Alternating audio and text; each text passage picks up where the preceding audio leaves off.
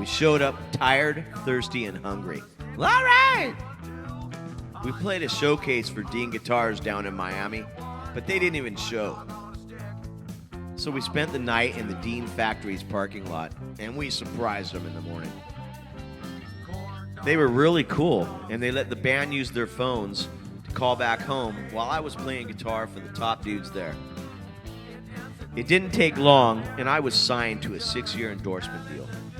They let me pick my first guitar right then and there, off the showroom wall.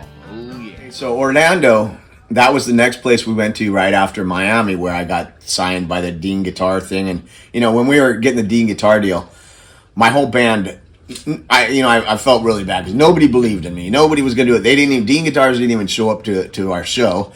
And the band was like, why do we even want to go deal with them? You know, like, because it's costing us extra money to go have Dean Guitars see us and everything.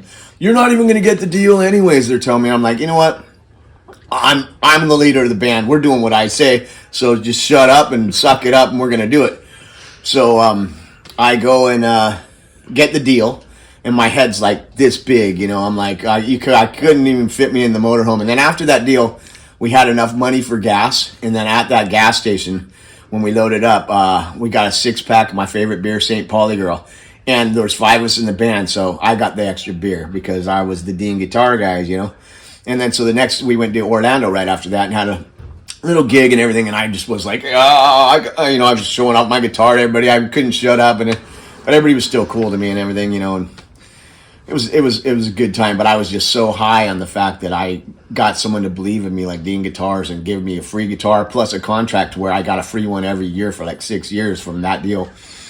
And I still have a relationship with Dean Guitars. So this guy that we call the Dragon, he called himself the Dragon. We picked him up hitchhiking, and he seemed all right at first, but then he was like, didn't want to get off the tour bus, you know. He's like, oh, no, I'm going with you guys. We're just going to give him a ride down the road. And he's like, no, I'm not getting off the bus, man. I'm with you guys. I'm in the band, you know, this and that. I'm going to be your roadie. I'm going everywhere you guys. And we're like, no, and he wouldn't shut up. And we're like, oh, we got to get rid of this guy.